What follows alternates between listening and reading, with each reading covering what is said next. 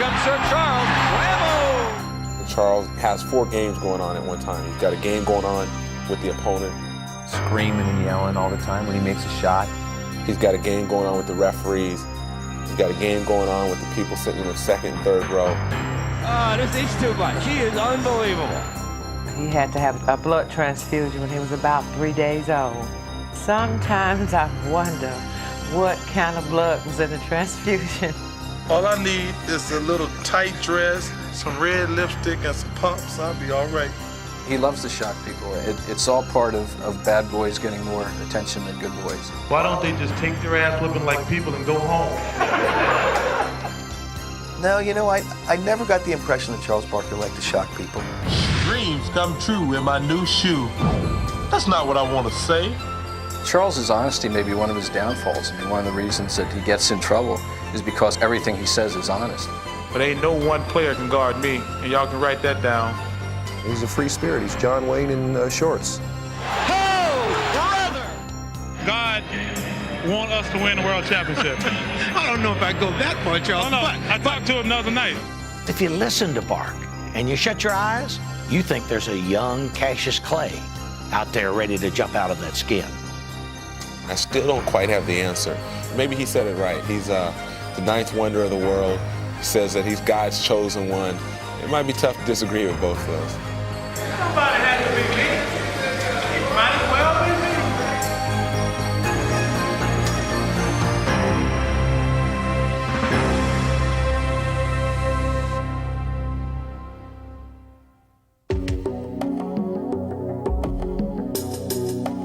When trying to explain Charles Barkley, it seems that no single image is enough. But despite all of the descriptions that have been offered, there is one that is rarely heard. He was a very shy kid. You know, he was just, he was quiet. I mean, he was. Though this may seem hard to believe, growing up in tiny Leeds, Alabama, that's how Charles Barkley was known. He was on the chubby side, and he was just about as chubby, as tall as he was chubby. The kids used to pick at him. Raised by his mother and grandmother, young Charles was not only quiet, but also unusually mature. He was a father to his younger brothers, you know, because he grew up without a father. I would work 2 jobs, and I would get up so early sometime in the morning time to leave home. I wouldn't have time to do anything. But by the time I got home from that second job at night, the house would be clean as a pin. My mother cleaned houses, and my grandmother worked at a meat factory. They did whatever it took to make sure that we had something all the time. We didn't have a lot, but we never went without. So that's probably the greatest thing that I learned from him. Just do whatever it takes to make yourself successful. With that lesson in mind, Charles began to play basketball, not only with thoughts of fun and games, but also of his future. In high school, my #1 priority in life is to make life easier on my mother and grandmother. So I'm thinking, just go to college for free, because if I didn't get a scholarship, I wouldn't have been able to go to college. But as an overweight 5'10" guard, Barkley didn't appear to be a likely target for college recruiters. His height, it's just hard for him to compete. Plus his shot in high school wasn't that good. Charles was so average. Despite his obvious shortcomings, Charles remained determined. You know, a lot of Saturday nights when the other boys would be out going to dances and things, Charles would be down on the basketball court, right down the street, bouncing a basketball. Charles's skills were improving, but it didn't really seem to matter. He would come home and he would cry sometimes. He said, "Mama, I am good enough to play on the varsity team if they would just give me a chance." His granny would tell him, "Just keep working, baby. If you got it, somebody's gonna see it." Clinging to this hope, Barkley struggled in vain to overcome his physical limitations. And then, as if to reward his faith, Providence finally lent a hand.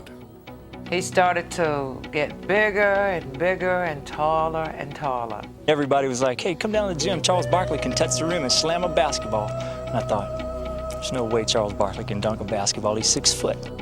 Barkley's surprises were just beginning. Shooting up in height, he would finally have a body that was a proper vessel for his determination. Between my junior year and senior year in high school, I went from 5'10" to 6'4". Even though when I had the growth spurt, I was never really awkward because I had been playing guard all those years, and all of a sudden, everything just fell perfectly into place. It would not be long before Barkley began catching everyone's attention. You know, and God is good. He just happened to be in the right places at the right times, and the right people were in the stand, and they seen him play. And they said, where they been hiding this kid? Charles finally had his chance, and he wasn't going to blow it. He would make Leeds High School one of the best teams in Alabama. But more importantly, he would reach a goal that only months earlier had seemed impossible. He earned a scholarship to Auburn University. One phase of his life was ending, and another very different one was about to begin.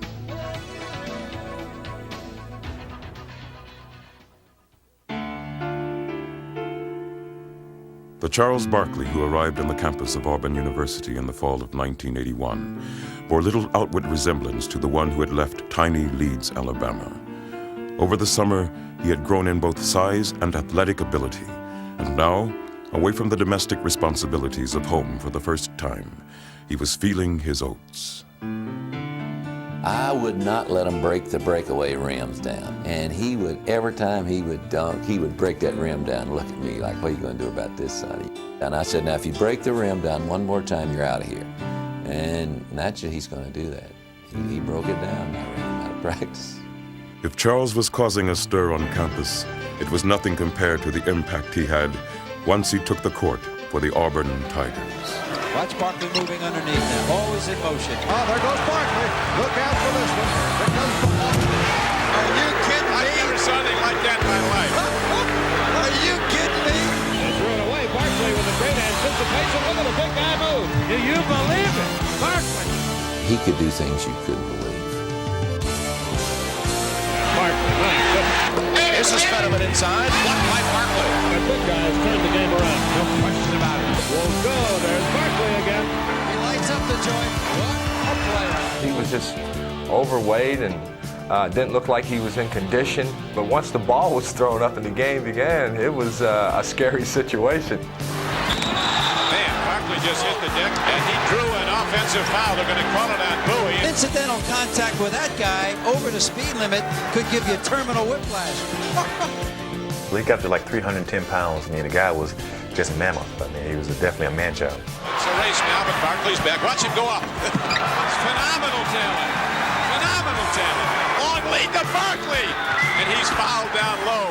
You're talking about box office and marquee value. Barkley's a PR man's dream. He has charisma. With his gigantic frame and his explosive style, Barkley attracted attention everywhere he went.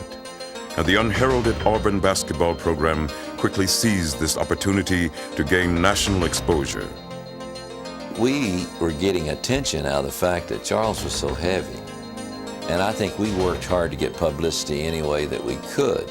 And that was one way to get it. We were selling fat, we were selling anything. And Charles was a sellable item, he really was. Hello, I'm Charles Barkley of Auburn Tigers. Here are a few of my nicknames. The Bread Truck, the Love Boat, Food World, the Frisco Kid, which is my second favorite, the Wide Loafing League, Town of Fun, the Good Time Blimp. And my favorite is the Round Mound the Rebound. Charles had grown from a shy and responsible kid into a brash media sensation. I was always really quiet. And then when they put you in the limelight at the age of 18, you go to college, everybody knows you and everybody's talking to you all the time. Your personality changes. And the true measure of that change was evident in his growing conflict with his coach, Sonny Smith. He was lazy, and he felt like he could play real heavy, and I felt like he couldn't. So we had a little war going there to lose weight. He could have said to me, Charles, you need to lose some weight and you can play better, instead of saying I was a fat, out-of-shape slob all the time. I knew I had something special. I knew I had a pro on my hands, and I knew that it was my responsibility to develop him, give him a chance later, so I was really tough on him.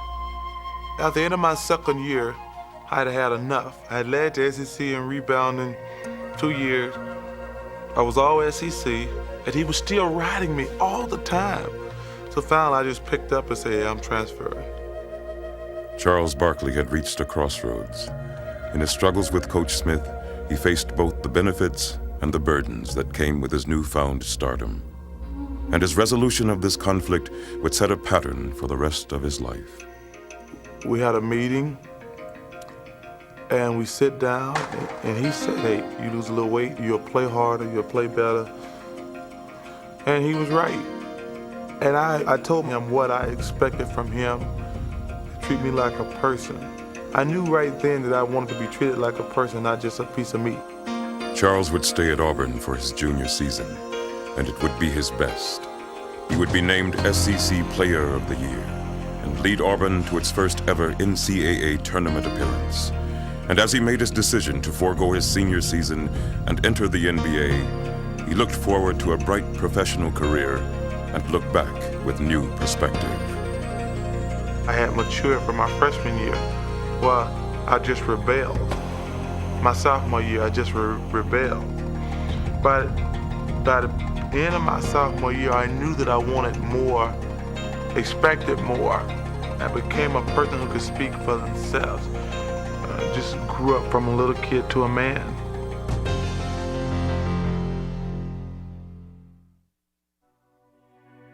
With his final season at Auburn, Charles had established himself as one of the most talented players in college basketball. But questions about his attitude remained. And despite his impressive showing at the Summer Olympic trials, he found himself cut by strict disciplinarian Bobby Knight. I had no real interest in playing on the Olympic team in '84. No disrespect to anybody, I just didn't want to play basketball all summer. Despite Barkley's questionable reputation and his recurring weight problems, the Philadelphia 76ers made him the 5th pick in the 1984 draft. And as he began his rookie season, Charles quickly displayed the ability that had caught the Sixers' attention. It was just his amazing strength and explosiveness, even at that time weighing around 280 pounds. And you'd say to yourself, wow, this guy could be, something special. But though Charles played with raw passion, he seemed unable or unwilling to discipline his talent. Charles's first year was quite an experience. Charles would act up. Charles wouldn't run back to half court. Charles was very difficult, to say the least. It seemed as if Charles had once again fallen into the rebellious trap that he had struggled through at Auburn. But now, he would have veteran center Moses Malone, one of the NBA's hardest workers, to provide him with an example. You could see that Charles wanted to be great, but he didn't want to work at it. So I said, Charles, things you got to do, it's not going to come easy because right now you're into pro ball, you got a lot of great athletes. So what you got to do, get the attitude and get mean and get aggressive and complete every night.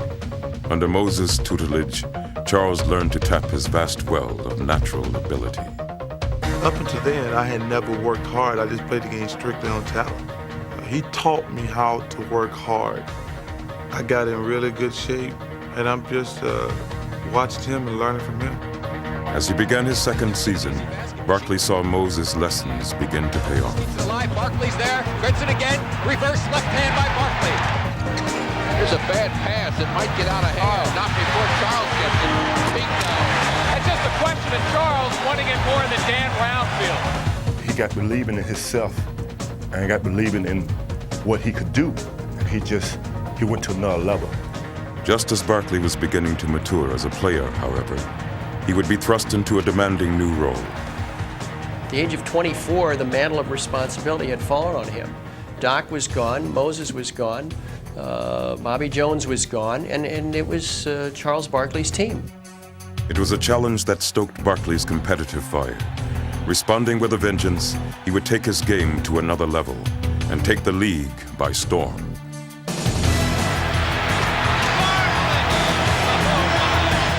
Charles just taking over now. Oh, what a pass! Oh, that's the pass of the year. That's the finish. Gotta finish. Oh, what a rejection by Barkley! What a play! What a play! Comes Charles down the lane. unbelievable. The guy's just relentless. So here's Barkley now, going to go in by himself. Gets the offensive rebound and slams it. I think he intimidates everyone.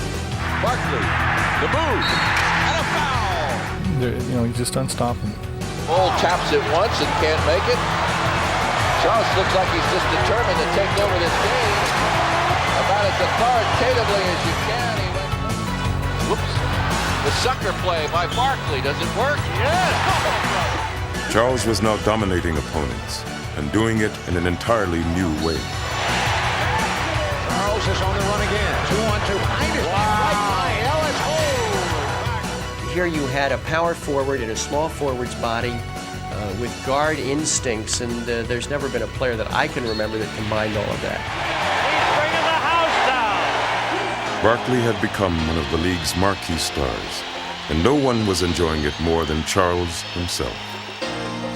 Charles is a fun-loving guy, and a big part of his success, I would say, is fueled by emotion. That's what I'm talking about. The ultimate entertainer. That's what he can do best.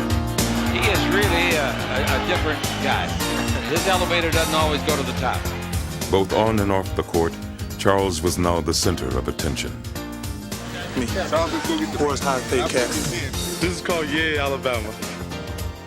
Go roll to victory, here to stride, your Dixon's football pride, Crimson Tide. Charles at heart is an entertainer. He enjoys being in the limelight. He enjoys being a celebrity. Comages winds up in the cheerleading section, and Barkley, too. He doesn't want to get up. There's an intelligent man. And whether he was playing to fans or reporters, he rarely disappointed. What's the most important thing you have to do next game? Score more points than they do. All you have to do is ask Charles Barkley a question, kickstart him, and he's on his way, and he's honest. Well, we don't have a lot of plays. Only plays we got is get the ball to me somehow. Well, the NBA sent us a rule today that says anytime we foul anybody delivered it too hard, we're going to get ejected from the game, so you're safe. Good. With his no-holds-barred approach to celebrity, Charles had become one of the most distinctive superstars in all of sports and had achieved a level of fame that even he never dreamed of. But with all of his accomplishments, there was still something missing. Since taking over the team's reins, he had been unable to find postseason success. It was a void that had begun to take its toll. Charles cares. Despite all of that outward bravado and all the charisma that flows out of Charles, within is an intense athlete who cares, who has pride, who wants to be successful. And as the 1990 season began, it was clear that Charles was more determined than ever to bring playoff glory to Philadelphia. He wanted the game on his shoulders. He unlike some other players that that aren't comfortable with the chips on the line and the gun staring at them. He thrives on that. 7 seconds left. Charles is going to drive from there. Little 18-footer. Go!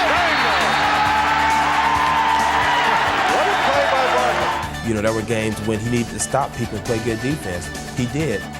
Dominique Wilkins to the other end. Spin move, scoop shot, offensive foul.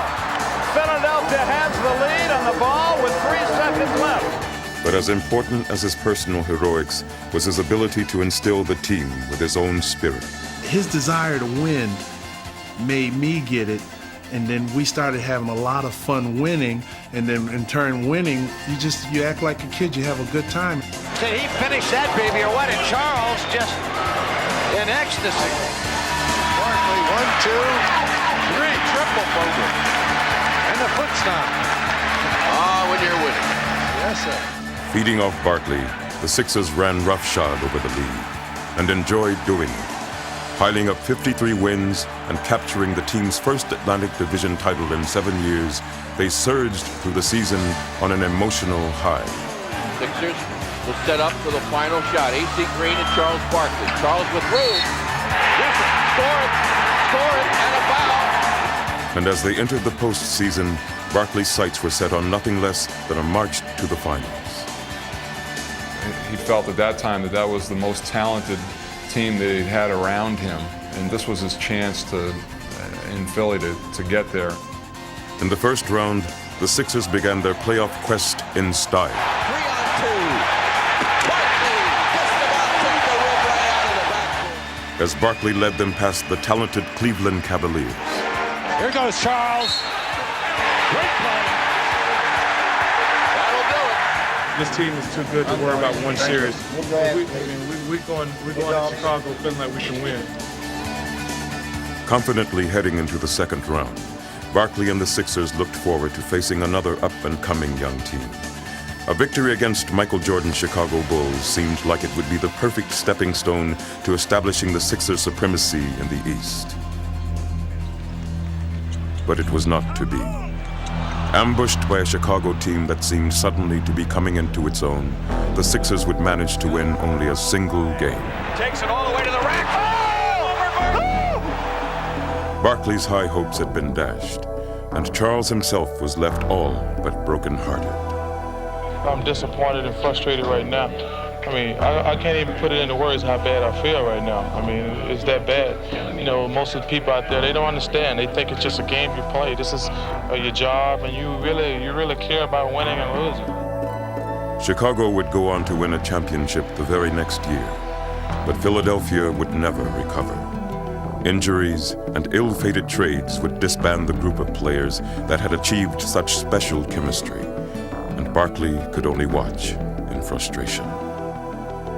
You know, we were only a player or so away from really being able to challenge the whole thing, and before that could happen, that team was dismantled, and I think that really bothered him. Barkley's emotional slide was just beginning.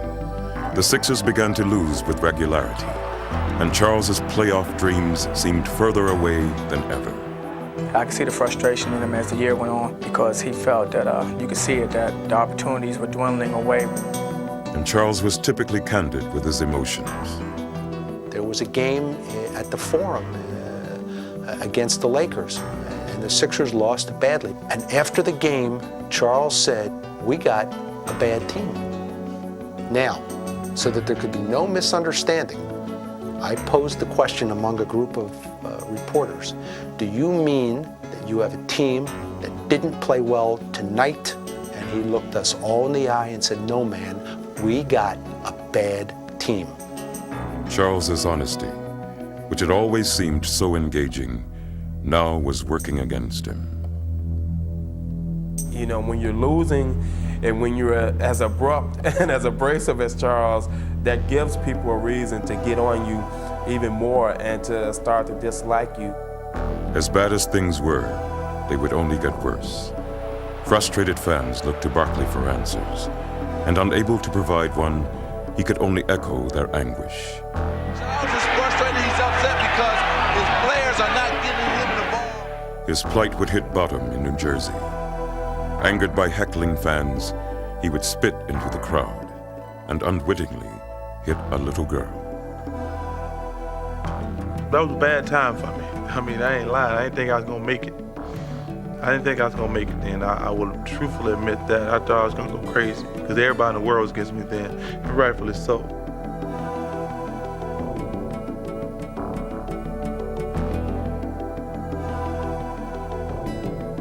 So the spin incident is where it all changed. It made me really take a closer look at myself. But the most important thing it did was it made me realize that I wanted to win too bad. There shouldn't be anything on a basketball court that make me want to spit on another person.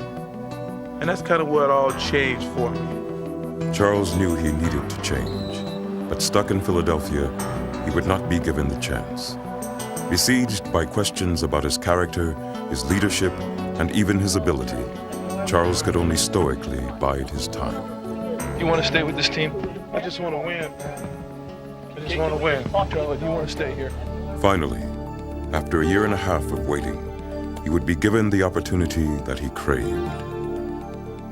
Charles Barkley, he has talked long and hard and loud about his hunger for an NBA title. He was traded to the Phoenix Suns in a 3-for-1 deal. The trade, Charles now faced the defining test of his career. The Suns offered him what he wanted most, a second chance. But he knew also that if he failed, it would probably be his last. Before Charles could meet his destiny in Phoenix, he would join the Dream Team for the Summer Olympics. And from the start, his trip to Barcelona seemed to renew his spirits. Good morning, ladies and gentlemen. Would like to welcome you aboard. This is Glad to be here. It meant a lot to me because they were saying, hey, you're a great player and you've done a hell of a job, even though your team hasn't been winning. So that was great. Reaffirmed as one of the game's top stars, Charles again found himself in the midst of adoring fans. It was like traveling with, I guess, the Beatles. You know, that stuff you see on TV where there's thousands and thousands of people waiting all the time. It was unbelievable. While some Olympians may have found the constant crowds and attention daunting, Charles took to the streets with relish. I'm in the Olympics. I wanted to see it. I mean, it's a once-in-a-lifetime thing. I'm not gonna spend the whole time in my hotel room. I think that's crazy. One of the game's most visible figures, Charles attracted the media in droves, and he entertained them like the Charles of old. People usually go after the guy who's the most vocal, and he didn't disappoint anybody. He was in rare form. How much do you know about Angola, the guy that you would be playing there? And I don't know anything about Angola, but Angola's in trouble. How did you feel in 1972 when the Soviet Union beat the United States in that wild game? Well, I had just flunked my entrance exam into kindergarten, so that was the only thing, you know. Charles was once again enjoying his celebrity status, and at the same time, he reveled in being a part of a team where he was not the only focal point. David Robinson, Patrick Ewing, Michael Jordan. This is like spring break in the ghetto. It was kind of just like hanging out at a big fraternity party. Come on, man, get your bowling ball here. Hey, that was a good joke. Did you do that? Nah, I didn't. Sometimes I dream that he is me.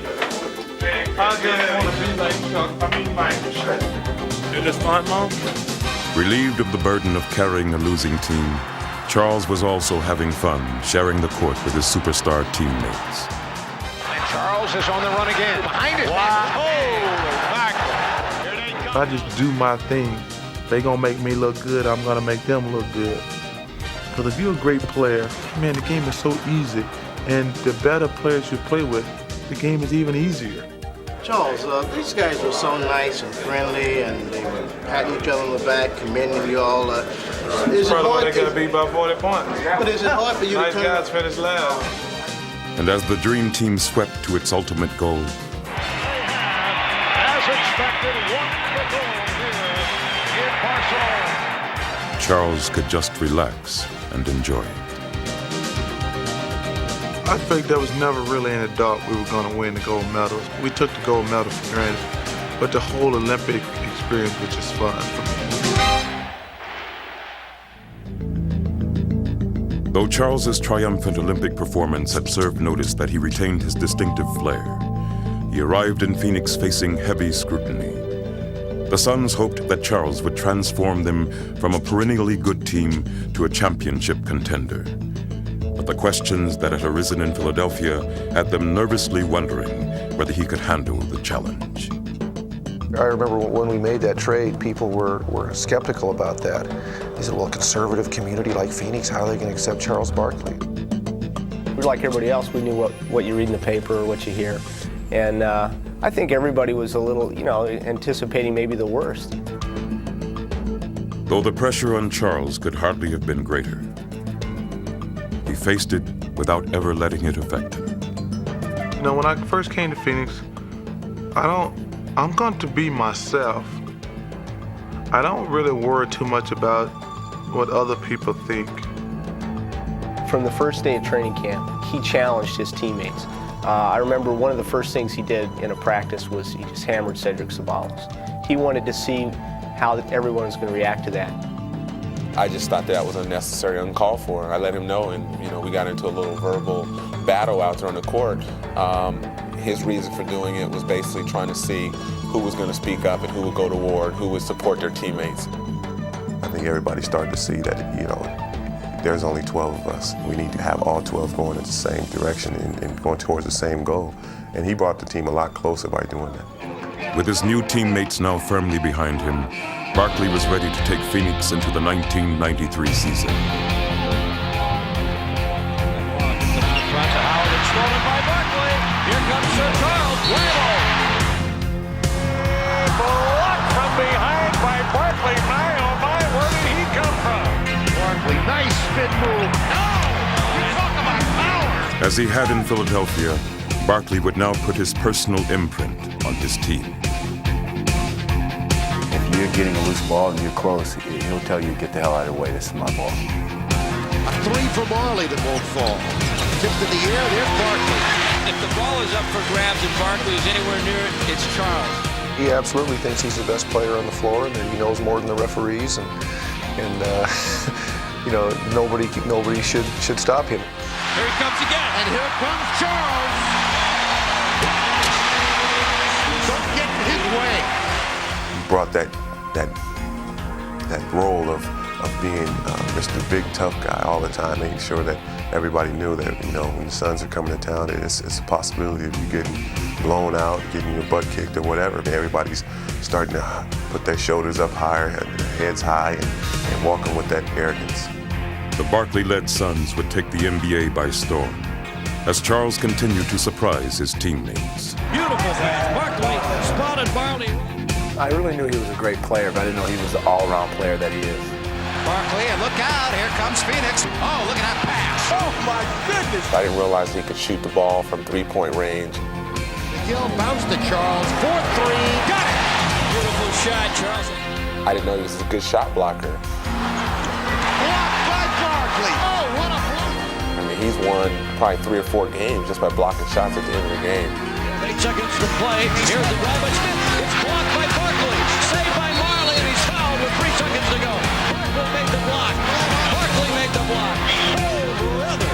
3 seconds left in the game. It was just an unbelievable feeling to be on a good team with good guys, and it's just fun when you win. It's that simple. Barkley was once again lighting up arenas with his unabashed love of the game. And the skepticism that had greeted him in Phoenix now turned to celebration.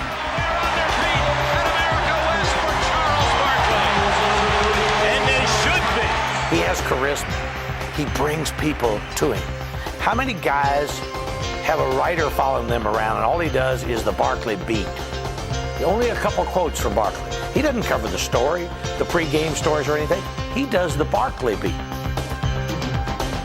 Without question, he's the most popular athlete ever to wear a Phoenix uniform in any sport, and he accomplished that in 1 year.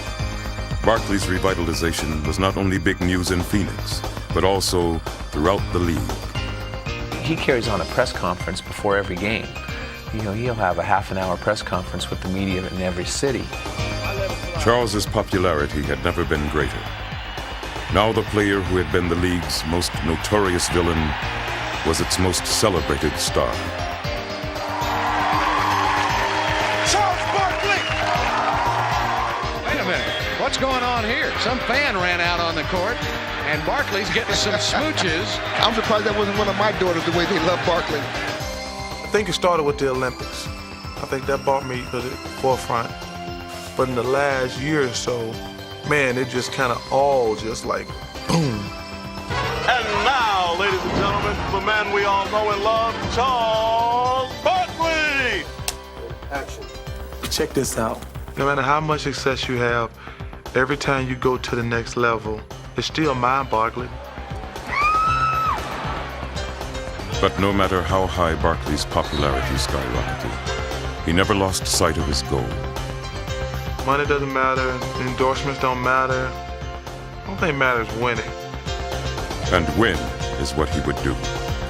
He would lead the Suns to the most victories in franchise history and garner for himself the game's highest individual honor. You led your team in assists, you led them in rebounds, you led them in points, and you led them to the best record in the NBA. The fans here and around America join me in congratulating you, Charles Barkley, the 1992-93 National Basketball Association Most Valuable Player. Congratulations. Charles had completed his remarkable resurrection with a flourish. Charles's teammates now are bowing down to him. But it was clear that Charles's most important test lay ahead of him. That had been obvious from his first day in Phoenix. When Charles came in, I showed him the arena, the new arena here. I said, Charles, you see this beautiful, magnificent building? It was all built without your services. I took him into the arena. See all these seats? They will be full. And I want you to know something, Charles. You didn't put one person in the seats. Every seat was sold out before you ever got here. Now, look up there. What don't we have? Championship flag. That's what we want from Charles Barkley. If you don't bring that championship to us, then don't be telling us what you did for us. Pass to Worthy. He might score it himself. Slam. But as the playoffs began, it looked as if Charles's inspirational season was going to end embarrassingly short of expectations. And the Los Angeles Lakers go home one victory away from knocking out the winningest team in the NBA. Oh my. We're down 0-2, and I know the next question is, are you guys dead? No, we're going to win the series. We're going to win one Tuesday, and the next game's Thursday. We'll win there. Then we'll come back and we'll win the series on Sunday. And everybody will say what a great series it was. Westfall had made the guarantee, and now Charles would shoulder the burden of making good on it. Hey, let's put it together, guys. Let's win. We gotta win tonight. That's simple. Let's show up. So you're always nervous, but it's not a nervous scared. It's nervous like, what can I do now? What he would do was to lead one of the most dramatic comebacks in playoff history, as he simply refused to let the Suns be defeated. They're fighting for their life, led by Charles Barkley. Charles makes everybody's job so much easier because he takes such a burden on himself. He's the superstar of the team. He is willing to take that responsibility for wins and losses. Leading the Suns to 2 straight victories in Los Angeles, Charles returned to Phoenix ready to fulfill Westfall's prophecy. And though the Lakers put up a bitter struggle, Charles finished them off with a relentless determination. In overtime, Phoenix advances. Barkley's next challenge came in the person of San Antonio superstar David Robinson. The baseline gets in underneath. A lot of traffic, though. He's going to lose the ball. Dives for it. Finally picks it up. Here's his fadeaway. Got it. He wouldn't give up on it. With Barkley and Robinson battling to a standstill, the series remained deadlocked through 4 games. But it would be in the 5th game that Barkley would face the Spurs' stiffest challenge. In Game 5, I probably played my best game of my life. We were down the whole game, and I scored 20 points in the 4th quarter, and it was just unbelievable. Barkley now comes in underneath. Reverse layup, one go. He battles for the rebound, follows and scores. Robinson tries to jam it, and it's blocked by Barkley. The defensive gem of the night. Here he comes, there he goes. Those are the big plays the Suns need. Each on the drive. He'll follow. No! Barkley's there. He'll put it up. Oh, my goodness. He has been a terror here in the 4th quarter. What a game. Nothing personal. I don't mean to brag, but can't no one person stop me. But don't take that personal. Game 6 would again turn on Barkley's personal battle, as the Suns again looked to him for last-second heroics. It's time to go to work with Chuck. KJ will be up. We got 3-point shooters spotted. Bring Chuck right to the ball. Chuck, you go to work. Yeah, I got the best. He wants the ball. Charles wants the ball in every pressure situation there is. Robinson on Barkley. It's his game to win. Barkley, 20-footer, yes, with 1.8 seconds. Charles Barkley. I'll take any shot, anytime, anywhere. Somebody got to be the hero. Might as well be me. In the conference finals, the Seattle Supersonics strategy was a simple one. Stop Barkley, and you stop the Suns. Barkley takes it inside, keeps coming, goes to the hoop. He's knocked down. No whistle, no harm, no foul. Double and triple teaming him, Seattle worked to frustrate Charles. But his fiery determination was undimmed. He goes in, knocked down ball, he follows and scores. Well, the Suns just didn't give up on it. I mean, he might fail, but he's not going to fail because he's not giving it a shot. Charging over and around Seattle's swarm of defenders, Barkley carried Phoenix to a 3-2 lead, and within one victory of his first finals. I remember last year we were playing Seattle in the 6th game. You know, he put on his joy. I think the patent tape, had us listening to that. He goes out there and he doesn't have a good game. Doesn't play. He plays hard, but he was playing hard and he was hurting us though, as he always said. Barkley blocked by Kirk. Boy, what a scramble. Barkley for the tip. Doesn't score. This is one that you can definitely pin on me. How it's a difference in the game. It's not often when a guy who's supposed to win the game for you blows it for you. But you take the good with the bad. I wasn't feeling too good because you never know what's going to happen in a situation. Because someone could have gotten hurt. He says, hey, don't worry about it. He says, don't worry about it. Yep, we gave that game to him. He says, I did anyway. He says, don't worry about it. Barkley again faced the end of his finals quest, and again he would rise to the challenge. At that point, I'm saying to myself, I just got to play the best game of my life, and I'm going to the finals. Frank Johnson comes up with a loose ball. The Suns on the run. Give it to Barkley. Huevo, that's all they needed. Barkley, wham, bam, slam. Here's the man going to work. Gets the double team. Oh, my. Said, don't get in my 41. Attention, attention, Chicago. He takes it to the iron and misses it. Gets her rebounds. Barkley, he's everywhere. And that's what happens when you got your game on. There goes that man again. He has been the man who's been leading them, and he's fired up, Dick. He wants that ball. Barkley scores, and he is fouled. Superstars come to play in big games, and Charles Barkley has come to play tonight. In that 7th game, I think he had 44 points, 25 rebounds. And he said, Frank, I told you not to worry about it. And the Phoenix Suns are in the NBA Finals in quest of their first ever NBA championship. That was a perfect example of his will to win. He was not going to allow us to lose that game.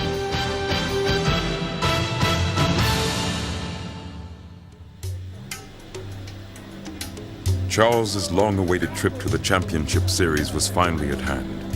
His journey had been an arduous one, but now at last he would lead his team into battle for basketball's ultimate prize. We are the best team in the world. Let's go, baby. Let's win.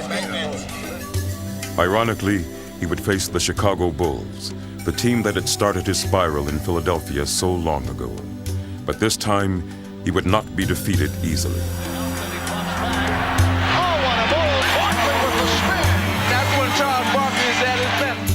And even as the Bulls jumped out to a 2-0 series lead, Charles remained steadfast in his belief in himself and his team. Kevin Johnson hearing it. Wow, here's the Bulls. To the Phoenix fans who are getting on Kevin tonight, if Kevin Johnson, we wouldn't be here without him.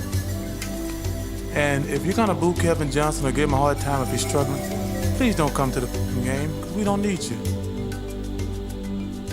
If you're not gonna be with us through the good times and the bad times, we don't want you here. He is with his team, win or lose, good or bad. And he stood up and he was counted.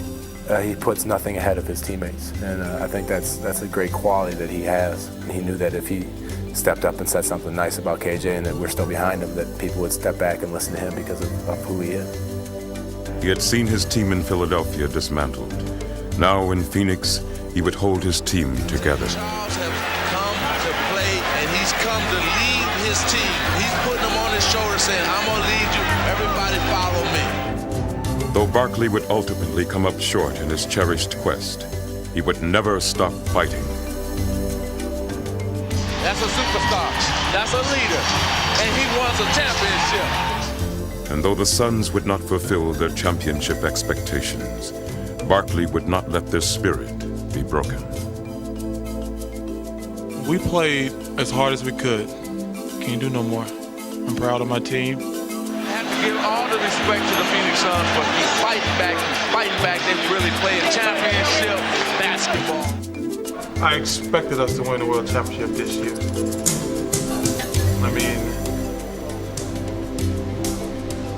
I expected it all the way. I don't really think we came away empty. I think that we gave it all we had. We played as hard as we could, and that's all anybody can ask of you. You were kind of actually caught between a rock and a hard place. because you want to say it was a great year, but you feel so bad right now. In your job and in whatever you do in life, if you can honestly say you did the best you could, I think that's all that matters. I don't think anybody can ever say they had a year like I've had it. If we had a one, that would have been a capper. He wants it real bad, and he does have it in perspective. If he doesn't get it, his life's not going to end because he doesn't get it, but when he's out there competing, he probably feels like it's going to end if he doesn't get it. I don't look at myself as like a failure because we didn't win the world championship. You know, hey, if we're on a team good enough to win it, we'll win it. If we're not, we won't win it. Like the protagonist of many heroic stories, Charles has come full circle. But despite all the changes he has gone through, he still seems to inspire endless attempts to define him. Charles is the epitome of the conservative ideal, of the guy who never asked for anything, who overcomes odds, goes out and competes, doesn't make excuses, doesn't whine. He just has made a success out of himself. Opinions and perceptions change, but Charles is so enduring. I think anybody that knows Charles Barkley, it's very difficult not to like him.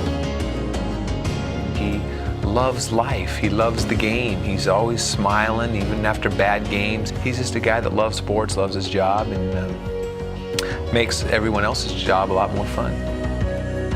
Perhaps he is such an intriguing subject because he has never been particularly worried about making himself clear, except, of course, to the one person with whom he has always managed to come to terms with, himself. You know, people think you're trying to be this and that. I mean, where I'm from, if somebody asks you a question, you tell them the truth. I mean, and if I had a chance to do it all over again, maybe I would have just said what they want me to say. But I'm proud of myself because I didn't, because you should be able to be honest. That's it. Simple.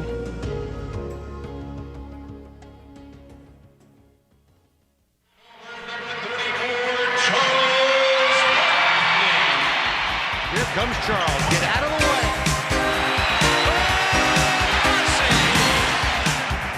And give it back and send it in.